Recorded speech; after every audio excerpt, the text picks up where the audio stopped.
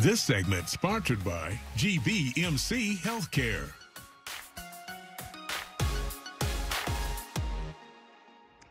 Sexual assault is happening everywhere, and we need to have those hard conversations to help recognize signs and help any victims. Today, we're talking with GBMC Health Partners Laura Clary with the Safe and Domestic Violence Program. Hi, Laura. Hi. So tell us about sexual assault and what is different between sexual assault and sexual abuse. So sexual assault is any kind of sexual contact or activity that is done without the explicit consent of the victim. And typically we see this in our older population. Sexual abuse is when we typically think of children and vulnerable adults as well. And that too is any type of sexual contact or activity that is done by someone who has care and custody or is in an authoritarian position over the victim. So a teacher, a coach, a family member, somebody that lives in the home. So that's what really differentiates the two. Okay, how common is sexual assault and child abuse in our area? Unfortunately, it's very common. We are right in line with the national statistics, so up to 1 in 4 women and 1 in 10 men will be a victim of some form of sexual violence at some point in their lifetime. And the same thing with child abuse. About 1 in 10 kids will be a victim of sexual abuse before the age of 18.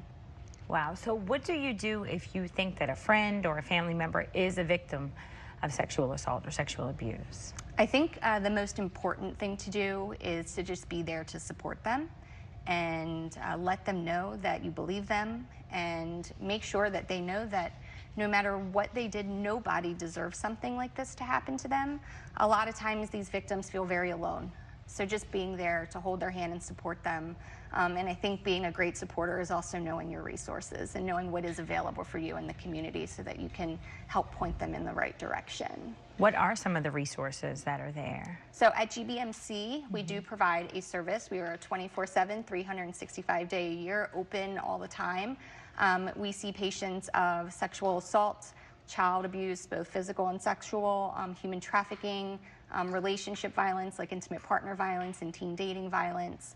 We have forensic nurses that are all trained and certified to care for these patients, and we also have victim advocates that come in and really provide crisis support and emotional grounding, and can also help link them to some of our community partners in the area.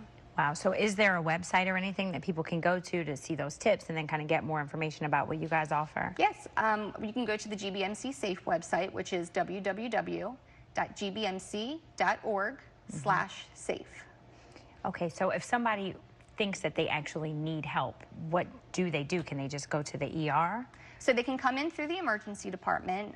We highly recommend this to somebody who is in what we call the acute stage. So within the first week of something like this happening, if they can come into the ER, we can give them that wonderful medical treatment in addition to also a medical forensic exam. If this is something that's happened quite a long time ago, you can always call us. We can do telephone consults, again, to give you any kind of resources that you need and help link you to other places in the community for long-term counseling.